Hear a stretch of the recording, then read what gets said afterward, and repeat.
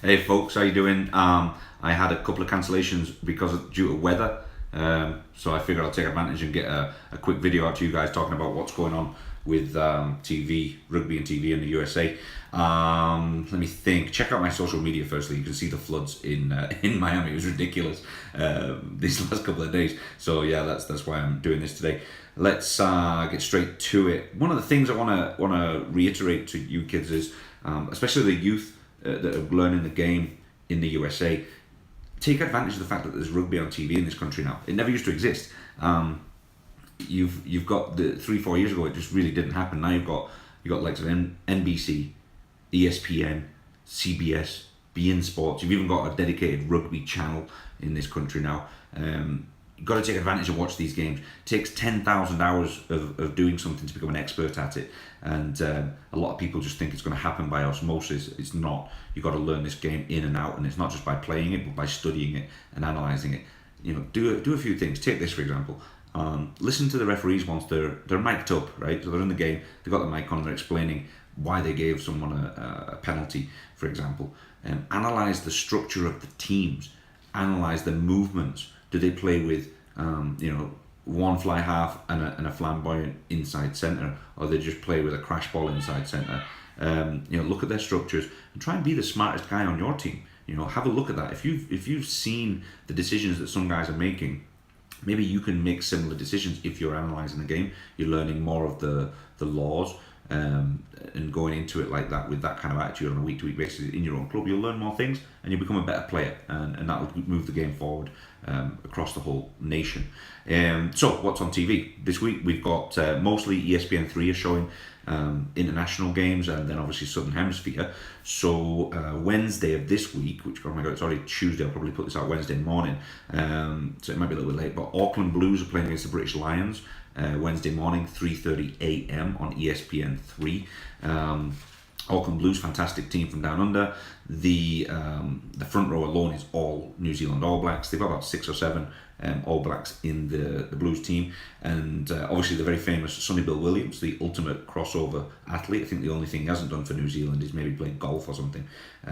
All the guys want to be him, and all the girls want to be with him. So got to watch him. Got to watch that team just for Sonny Bill, I would say.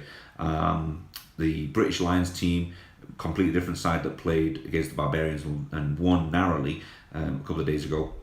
So obviously Warren Gatland's team are building up to the first test against the New Zealand All Blacks, so they're just trying to figure out what their game structure is going to be, and their selection process, of course, as well.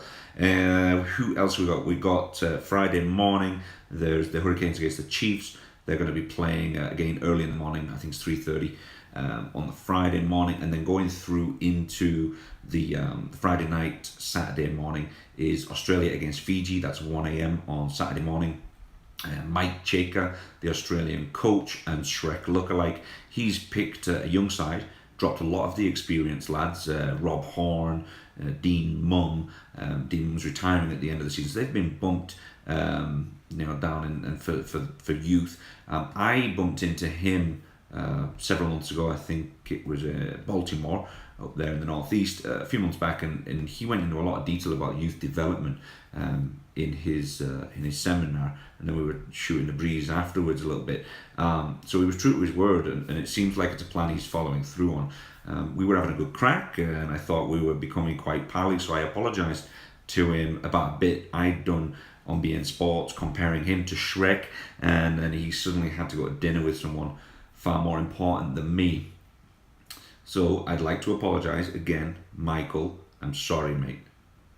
Should I just stop? I'm doing it again, aren't I? Okay, I'll just move on.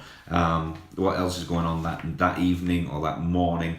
You've got Crusaders against the British Lions. That will be their third game, and that's just after the Australia-Fiji game. You'll be able to catch Crusaders, British Lions at 3:30 a.m. on Saturday.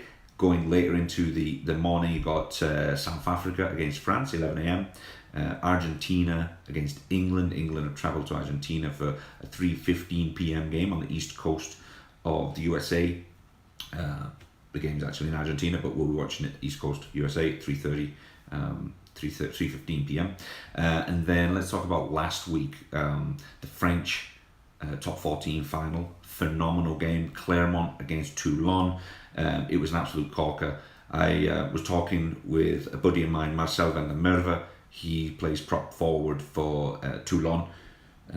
Bitterly disappointed. He was really upset that they'd lost. That's 2 years in a row now that they've walked away with nothing.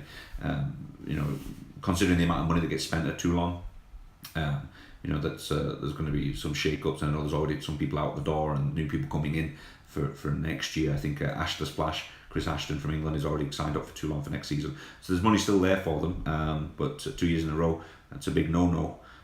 In Toulon, you've got to start winning things. But a fantastic finale to the neutral fan that wanted to just watch a good game. Claremont against Toulon, great atmosphere and a great game. I guess the last thing for me would be I'd like to thank Rive. Thanks very much, Rive. They gave me a bunch of balls. I left those down there. A bunch of balls for my summer camp for starting next week. So I'm looking forward to getting that started with all the young kids in Western South Florida. I'm going to be at the YMCA doing the summer camp. So thank you very much, Rive, for supplying me with balls. And that's about wrapping it up. I will speak to you guys next week. Enjoy your rugby this weekend. Get plenty of games in and learn more about the game. Thanks very much, guys. Have a good bye.